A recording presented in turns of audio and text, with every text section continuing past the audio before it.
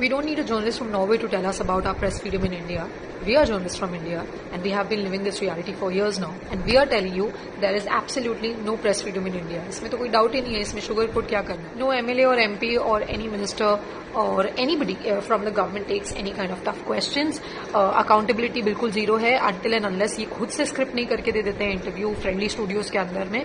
कोई accountability नहीं है, कोई सवाल नहीं लिए जाते हैं.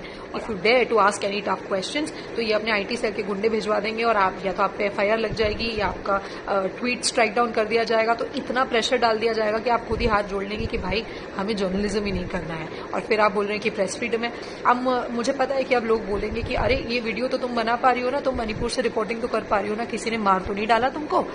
सही बात है, जिस स्पीड से हम लोग जा रहे हैं वही होने वाला है. जर्नलिस्ट को मार ही डाला जाएगा और तब भी हम कुछ नहीं बोल पाएंगे. और बहुत फनी बात है कि जो रिपोर्टिंग मैं मणिपुर से कर रही हूँ, जो मैं ट्विटर पे डाल रही हूँ, कायदे से ideally I should be doing it for an Indian publication और for an Indian newsroom because I am a journalist from India.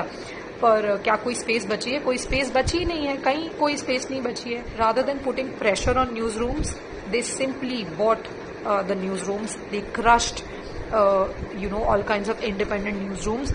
और जो क्वेश्चनिंग जर्नलिस्ट थे उनको नौकरी से बाहर निकाल दिया. इसीलिए आप देखेंगे कि इतने सारे जो बहुत बढ़िया जर्नलिस्ट हैं या तो वो यूट्यूब पे बैठे हैं या तो वो लोग ट्विटर पे खबर डाल देते हैं या वो लोग किसी इंटरनेशनल ऑर्गेनाइजेशन के लिए रिपोर्ट कर रहे हैं. Not because we want to, it's because there is absolutely no space left in Indian the media space or publications to report. चलिए मणिपुर को एक बार के लिए साइड में रख देते हैं. हाथरस जब हुआ, हाथरस तो हमारे खुद की बेटी की, देश की बेटी की कहानी थी ना, उस पे आपने गवर्नमेंट का इतना प्रेशर था और फिर आप बोल रहे हैं कि प्रेस फ्रीडम है. चलो हाथरस और मणिपुर को भी साइड में रख देते हैं. मैं आपको 50 ऐसी स्टोरीज बता दूंगी जो कि ड्रॉप हुई हैं क्योंकि चैनल्स पे गवर्नमेंट का इतना प्रेशर था, including cow vigilantes, exposé of cow vigilante, including corruption scams of this government, reality of Kashmiri pandits. ये सारी स्टोरीज ड्रॉप हुई हैं, करने ही नहीं दिया गया क्योंकि सरकार का इतना ज्यादा प्रेशर था.